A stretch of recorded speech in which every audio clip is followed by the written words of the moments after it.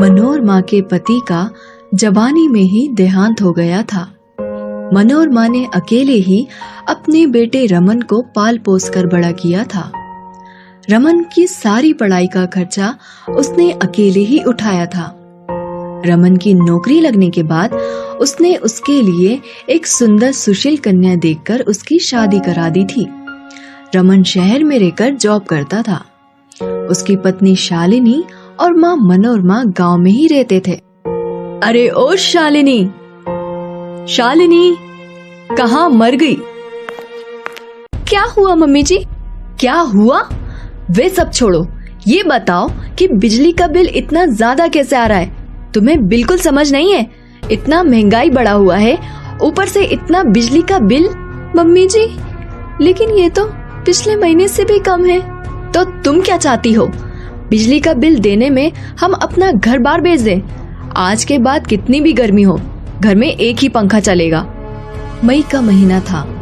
शालिनी का दिन भर काम कर गर्मी से बुरा हाल हो जाता था, लेकिन मनोरमा सिर्फ अपने कमरे में पंखा चलाकर बैठ जाती थी और जब शालिनी उस कमरे में जाती तो उसे सोना है ये कहकर उसे कमरे से बाहर कर देती। एक दिन जब शालिनी अपने आंगन में काम कर रही थी, तभी एक चूड़ी वाला अपने ठेले पर चूड़ी बेचता हुआ वहाँ आया। चूड़ी ले लो चूड़ी, रंग बिरंगी चूड़ियाँ। शालिनी को बचपन से ही रंग बिरंगी चूड़ियाँ पहनने का बहुत शौक था। चूड़ी वाले को देख खुद को वो रोक नहीं पाई और उसे आवाज दे दी, ए चूड़ी वाले भैया, रंग बिरंगी चूड़ियाँ दिखा देना। ये लीजिए मैडम, एकदम नए डिजाइन की सुंदर चूड़ियाँ हैं, बहुत ही सस्ते दाम पर। शालिनी को चूड़ियाँ बहुत पसंद आती है। तभी वहाँ मनोरमा आ जाती है। क्यों री, तुमको समझ नाम की कोई चीज नहीं है क्या? यहाँ महंगाई इतनी बढ़ती जा रही है और तुम्हें नई चूड़ियाँ पहननी है। मम्मी जी, मेरी सारी चूड़ियाँ घर के काम काज करने में टूट गई हैं। एक भी अच्छी चूड़ियाँ नहीं बची मेरे पास। वैसे भी तुम चूड़ियाँ पहनकर कौन सा विदेश जा रही हो? चलो चूड़ी वाले भैया, यहाँ से आगे निकल जाओ। ले लेने दीजिए ना ये चूड़ियाँ, इन पर बहुत जचेगी। क्यों रे, अब तू हमारे बीच में बोलेगा? रहने दीजिए भैया, मुझे चूड़ी नहीं चाहिए। इतना कहकर शालिनी उदास होकर अपने कमरे में जाने लगती है और मनोरमा भी वहाँ पर चली जाती है। तभी चूड़ी वाला वे चूड़ी शालिनी की खिड़की पर रख वहाँ से चला जाता है। मनोरमा खिड़की पर चूड़ी रखा देख उसे अपने पास रख लेती है। कुछ दिनों बाद शालिनी की माँ आती है। क्या बात है शालिनी, तुम दिन ब दिन कमजोर होती जा रही हो। क्या बताऊं माँ, मेरी सास इतनी कंजूस है कि बाजार में जो सबसे सस्ती सब्जी मिलती है वही हमारे घर में बनती है। तभी वहाँ मनोरमा जाती है। हाँ हाँ क्यों नहीं, यहाँ के साग सब्जियों से इतनी ही दिक्कत है तो अपनी बेटी को खिलाने के लिए सब्जी लेकर आती अपने गांव से। बहन जी, मैं अपने खेत की सब्जियाँ आप लोगों के लिए लेकर आई हूँ। जे सब्जियाँ ये तो कई दिनों से बासी लग रही है, पर कोई बात नहीं, अब आप लेकर ही आई है तो हम रख लेते हैं। मनोरमा सब्जियों की टोकरी लेकर रसोई में चली जाती है और ताजे लाल टमाटर को खाने लगती है। मुझे लगता है मैंने बहुत बड़ी गलती कर दी तुम्हें इस घर में ब्याहकर। अब यही मेरा घर है माँ, मैं ठीक हूँ। रेखा अपनी बेटी का ससुराल में हालत देख बहुत चिंता में पड़ गई थी, लेकिन शालिनी के कहने पर वे वहां से चली जाती है। कुछ दिनों बाद भीषण गर्मी के कारण शालिनी बेहोश हो जाती है। मनोरमा शालिनी की हालत देख तुरंत डॉक्टर को बुलाती है। डॉक्टर साहब, क्या हुआ है इसको?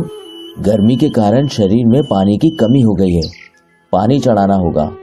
यह कुछ दवाइयाँ हैं, देते रहिए। डॉक्टर साहब, इन दवाइयों की कीमत क्या होगी? ज्यादा नहीं, यही कुछ 500-800 रुपए होंगे। डॉक्टर साहब, अब आप जा सकते हैं। डॉक्टर के जाते ही मनोरमा दवाई की पर्ची फाड़ कर फेंक देती है। छोटी मोटी सर्दी जुकाम के 500-1000 रुपए, ऐसे ही घरेलू उपचार से ठीक हो जाएगा। पानी तो लोग ऐसे भी पीते हैं ना।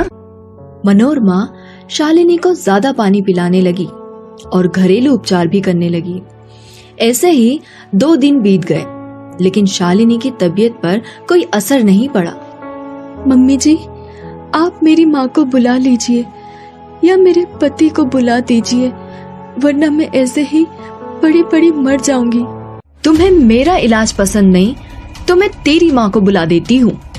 मनोरमा फोन कर रेखा को बुला लेती है। रेखा शालिनी को अपने साथ लेकर चली जाती है और वहाँ उसका अच्छे डॉक्टर से उपचार करती है। एक दिन रेखा मनोरमा के घर आती है। हाय रे, मेरी मति मारी गई थी जो मैंने तेरे घर में अपनी बेटी को बहू बनाकर भेजा। तेरी वजह से उसकी जान चली गई। क्या? शालिनी की जान चली गई? हाँ, तेरी कंजूसी की वजह से उसका सही वक्त पर इलाज ना हो पाया। मैं नहीं चाहती कि तेरा साया भी उस पर पड़े, वरना तुम मेरी बेटी के शव के ऊपर चढ़े फूलों की भी कीमत लगाने लगोगी। मनोरमा वहीं रोने लगती है और खुद को कोसने लगती है। हाय, मुझसे बहुत बड़ी गलती हो गई। आज मेरी कंजूसी के कारण बेचारी मेरी बहू की जान चली गई है। मैं आपसे कंजूसी नहीं करूंगी। तभी शालिनी वहां जाती है। शालिनी को देख मनोरमा की खुशी का ठिकाना नहीं होता और वो उसे गले से लगा लेती है। मम्मी जी, बचत करना अच्छी बात है, लेकिन कंजूसी नहीं करनी चाहिए। बेटा, मैं अब से कभी भी कंजूसी नहीं करूंगी। हमें आपको यही समझाने के लिए ये नाटक करना पड़ा। मनोरमा ने कंजूसी छोड़ दी और सभी खुशी खुशी रहने लगे।